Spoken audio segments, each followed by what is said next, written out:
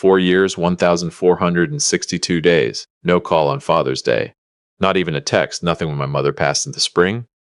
Not a word when I closed on the sale of the business I'd spent 31 years building. I made my peace with that silence the way you make peace with a bad knee. You stop expecting it to feel normal, and you learn to walk differently. Then my son saw a photograph. I'd posted it on a Tuesday afternoon, nothing special, just me standing next to my new F-150 in the driveway, holding a cup of coffee, squinting into the sun like an idiot. A neighbor had taken it. I put it on Facebook with a caption that said something like, paid cash. 31 years later, I finally bought myself a truck. That was it. No bragging, no announcement. I wasn't trying to send anyone a message. But my son, who hadn't picked up a phone in 4 years, he saw that photograph, and 14 hours later, on a Wednesday evening at 9:23, my cell phone lit up on the kitchen counter with a number I still had saved under his name. My hands didn't shake when I picked it up. That surprised me. I'd imagined this moment, some version of it, 100 different times.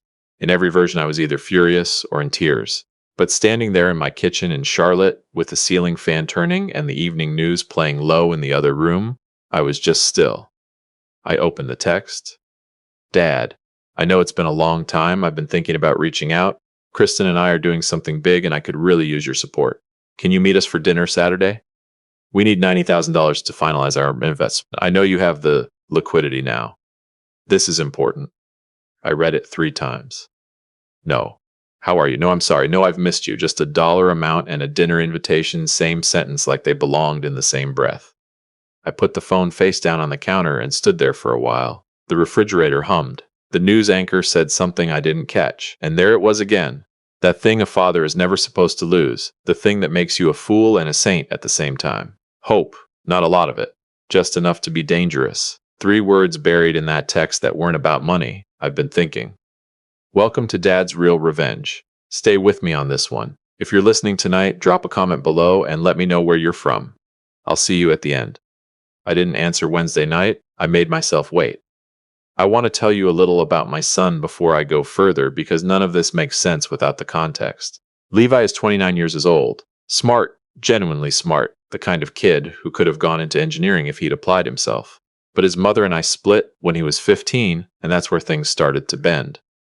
Rhonda and I were married 18 years. Toward the end, the marriage had gone quiet in that specific way that's worse than fighting. Not hostile, just hollowed out. When we finally divorced, we divided everything fairly. The house, the savings, the equity I'd built in the business. She got a clean settlement. I walked away with the company and a mortgage on a smaller place in the same school district, so Levi's life didn't have to change more than it had to. What I didn't see coming was the story Rhonda started telling my son about who I was. Not all at once. Slowly, drip by drip over years. Your father chose work over family. Your father was never generous enough. Your father could have done more. She never called me a bad man outright. She was smarter than that. She just kept adjusting the color on the picture until the person Levi thought I was had almost nothing to do with the man who coached his little league team and drove him to guitar lessons every Thursday for 6 years in a row. By the time he was 24, he was running with a woman named Kristen, who had what I'd describe as a talent for identifying opportunity. New venture every few months, new pitch, new reason the money would come back doubled. I said something about it once gently, and Levi told me I was jealous of their ambition. When I declined to fund a food truck concept that had no permits and no plan, he stopped returning my calls. That was 4 years ago. I'm telling you this because the night I got that text, I thought hard about what those 4 years had meant. I'd built something real in that time.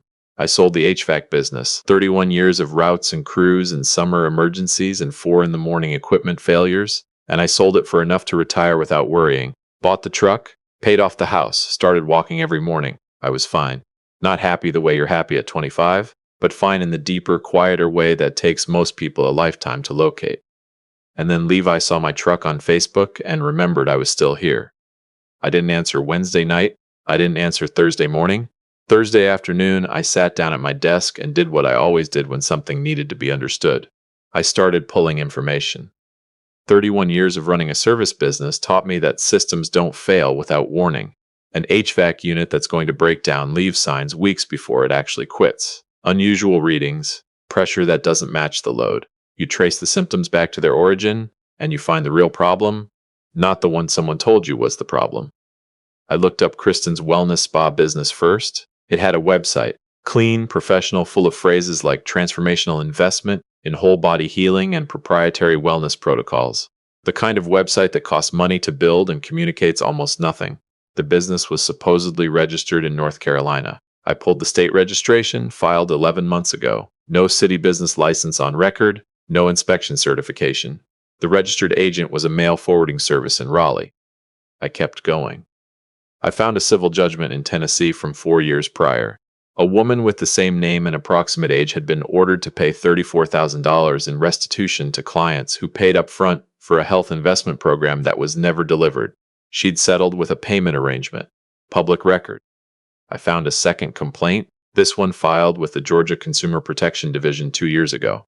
A wellness certification program charging participants is between $2,000 and $4,000 upfront. The case closed without resolution after the business entity dissolved.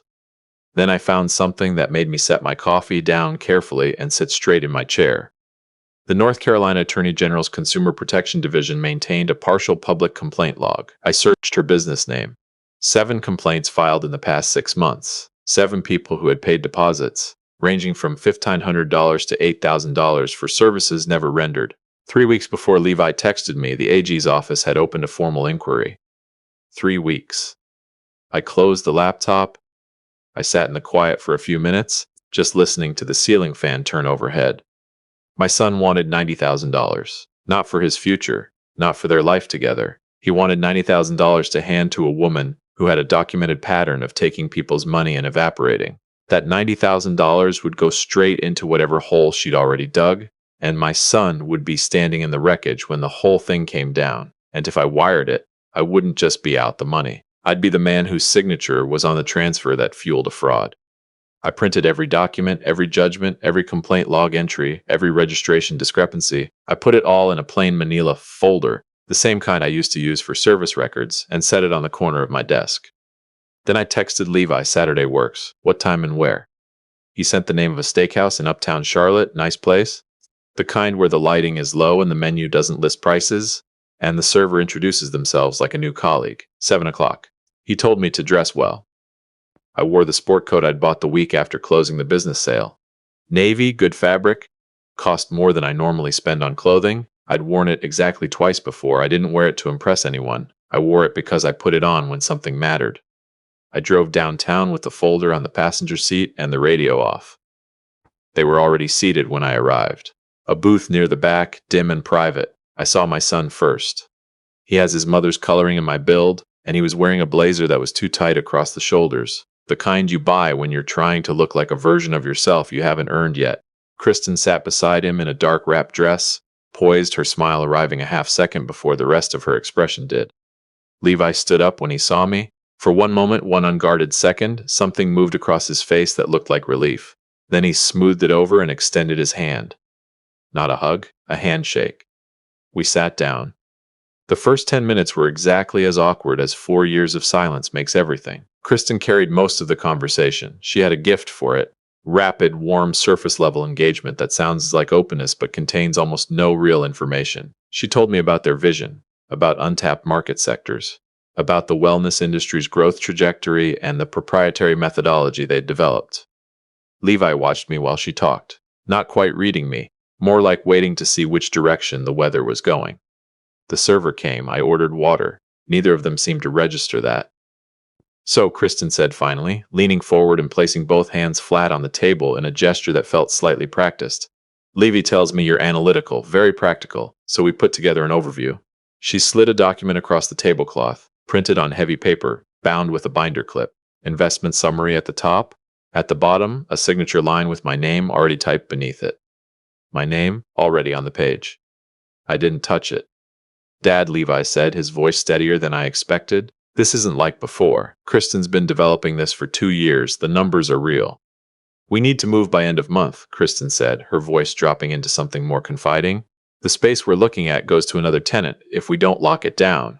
And I know you have the liquidity now. She paused just long enough to let that land. This is actually a rare window. I looked at my son, not at the blazer, not at the posture. At him, I looked for the kid who used to fall asleep on the couch during football games, the one I'd carry to his room and think, this is the whole point. Right here, this is every hour of work worth it. Levy, I said, I need 5 minutes alone with you. Kristen's smile held its position, but something shifted behind it. Anything you need to say to Levi, you can say in front of me, she said pleasantly. We're a team. I understand that, I said. I kept my voice the way I kept my voice when I had to tell a customer their system needed a full replacement and they weren't going to like hearing it. I'm asking for 5 minutes with my son, not to cut you out, just to talk to him the way a father sometimes needs to talk to his kid. Levi looked at her. She looked at him. Go ahead, he said, though his jaw was tight. She excused herself gracefully and walked toward the front of the restaurant. I waited until she cleared the room. Then I reached to the seat beside me, where I'd set the folder when I sat down, and I placed it on the table between us. Before anything else, I said, I need you to look at this. Levi stared at the folder. He didn't move to open it. Dad? Please. He opened it. I watched his face while he read. I didn't say anything. I didn't add commentary or point to specific lines. The documents did that themselves. The Tennessee judgment with her name on it, the Georgia complaint, the AG inquiry. 7 families in North Carolina already missing money they would not get back. He went quiet in a way that was different from ordinary silence. The kind where you can hear something shifting in a person's understanding. Slowly, the way ice cracks at the edges before it gives. This could be a different person with the same name, he said. It came out thin. It isn't, I said. I pulled address history. It matches. The LLC names are slightly different across states, but the registered agent is the same mail forwarding service in Raleigh each time. And the AG inquiry, that's her current operation, the one you want me to fund. He didn't say anything. I let the silence sit. Son, I said, and I kept my voice as even as I knew how to keep it. She's running a pattern. Tennessee, then Georgia, now here. The model requires a fresh cash infusion to keep the appearance of legitimacy long enough to move on before the complaints pile up. You're not her business partner in this. You're the next resource. Levi's face went through something I recognized from when he was 10 years old and found out something he believed wasn't true. Not devastation exactly, but that specific quiet grief of a world getting smaller than you thought it was. I didn't know, he said. I believe that, I said, completely. Kristen was walking back across the restaurant. I could see her between the tables, unhurried, confident, already composing her expression for whatever came next. I stood up. That folder is yours, I said to Levi. Every page is public record. You can pull every document yourself and verify it. I set my business card on top of the stack. My number hasn't changed in 4 years. When you want to talk, not about money, just talk, I'm there. I pulled 2 bills from my wallet and left them beside the water glass I hadn't touched. Levi looked up at me. In that moment, he looked very young. Dad, he said. I love you, I said. That part isn't complicated. I walked out. I didn't hurry. I thanked the host on my way to the door. I stepped out onto Tryon Street into the cool November air and stood next to my truck in the parking deck for a long time before I got in. The city was lit up around me and I felt none of it. I drove home the long way through the neighborhoods I knew, past the elementary school he'd attended, past the church where we used to go on Sunday mornings, when his mother and I were still pretending things were fine. The city thinned out at the edges, and I pulled into my driveway and sat in the truck with the engine running. What I felt was not victory. I want to say that plainly. There's nothing that feels like winning when you drive away from your son with a folder of evidence between you. What I felt was tired in the specific way that has nothing to do with sleep. Saturday I mowed the yard even though it didn't need it. Grilled chicken for lunch. Watched a football game I had no interest in. Sunday passed the same way. Slow and too quiet. The house had its own sound when no one was in it, and I'd gotten used to that sound over 4 years, but it felt heavier that weekend. Monday morning I was standing at the kitchen counter, waiting for the coffee to finish when my phone buzzed. A news alert from the Charlotte Observer app I'd forgotten I had installed. Raleigh wellness entrepreneur arrested on multiple counts of wire fraud and theft by deception. 7 complainants identified by AG's office. Suspect taken into custody at a private event in South Charlotte. Bail set at $75,000. I put the coffee pot down. The article had a photo. It had been taken on someone's phone at what the reporter described as a private bridal shower. You could see the event space behind her, white balloon arch, a banner with her name, the kind of setup that costs real money to put together. She was caught mid-expression between one moment and the next. 2 plainclothes agents in the frame, patient the way people are patient when they already know how the next 5 minutes end. I read it twice. Then I set my phone on the kitchen table and looked out the window at the backyard. I did not feel satisfied. I want you to hear that. It would be a neater story if I did. If I could tell you that watching a fraud get caught on the morning news settled something in my chest. It didn't. What it felt like was a particular kind of loneliness, the specific loneliness of having been right about something you would have given almost anything to be wrong about. I poured my coffee. I stood at the window and watched the bird feeder swing in the wind. I thought about my son waking up that morning and finding that same alert on his phone, or hearing from someone, or turning on the news. I thought about what his face would do when he understood what he'd been standing next to for 2 years. I knew what came after that. When everything a person built collapses at once, they reach for whatever is still standing. He called Wednesday night. Not a text, a call, 4 rings, and I almost let it go to voicemail. Then I picked up. Dad. His voice had that quality. Rue hollowed out the sound of several days on the wrong side of something without enough sleep or food. I recognized it. I'd had it myself a long time ago. I'm here, I said. I didn't know, he said. I need you to know that. I do know that, I said. I told you that Saturday. A silence on the line. I could hear him breathing. Outside, the oak tree moved in the wind. She's been arrested, he said. I saw the news. They want to interview me. There are questions about whether His voice caught. Dad, I need a lawyer and I don't know where to start. Are they charging you with anything? I asked. Not yet, but they want a statement. Then find an attorney before you give one. That's the first thing. Don't talk to anyone official until you have representation. Can you help me find someone? I thought about it for a moment, not because the answer was hard, but because I wanted to give him the real answer instead of the easy one. I'll make some calls tomorrow, I said. I know people in this city. I'll get you a name. I paused. But Levi, I need to say something and I need you to hear it before you answer. Can you do that? Yeah, he said. Quiet.